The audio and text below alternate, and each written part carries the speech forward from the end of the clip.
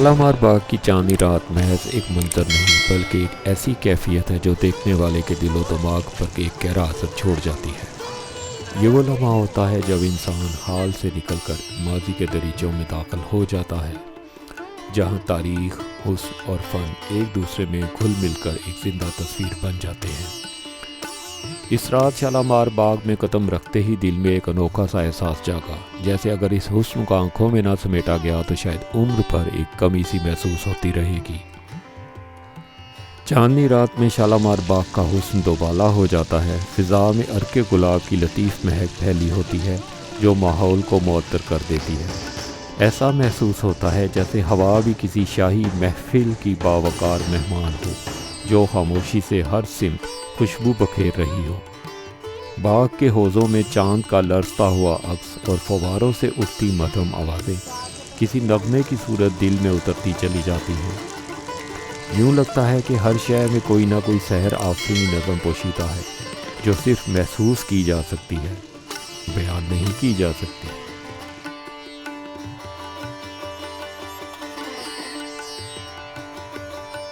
اس رات کا ایک نمایاں پہلو مغلیہ دور کی جھلک تھا۔ کنیزوں کی چہکار، دامنوں کی ہلکی سی سرسراہٹ اور درباری عادات کی منظم صورتیں دیکھ کر یوں محسوس ہوتا تھا جیسے وقت پیچھے کی طرف لوٹ گیا ہو اور ہم 500 سال پرانے مغل عہد میں آ کھڑے ہوئے ہوں۔ ایسا لگتا تھا کہ ماضی اپنی تمام تر شان و شوکت کے ساتھ انہی دیواروں سے دوبارہ نمودار ہو گیا ہو۔ سنگ مرمر کی محرابیں اور طویل راہداریاں اپنی خاموشی میں بھی ایک خاص وقار رکھتی ہیں، جنہیں دیکھ کر دل خود بخود احترام اور تعظیم میں جھک جاتا ہے۔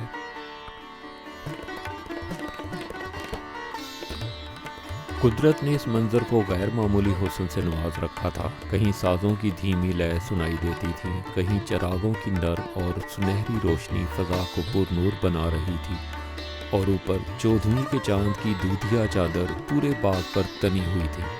کہیں صوفی رقص کی وجد آفریں حرکات تھیں، کہیں فارسی اشعار کی گونج، کہیں تیرے عشق نچایا کی تھاپ اور کہیں قوالی کی سرشاری۔ یہ سب عناصر مل کر ایسی کیفیت پیدا کر رہے تھے جیسے فطرت اور تاریخ ایک ہی لمحے میں ہم نشین ہو گئے ہوں۔ شالامار باغ کے قدیم سنگ مرمر اور اس کی محرابوں میں صدیوں کی بادشاہت کی انکہی داستانیں محسوس کی جا سکتی ہیں۔ ہر دیوار کے پیچھے یوں لگتا ہے جیسے کوئی بے نام سا راز چھپا بیٹھا ہو۔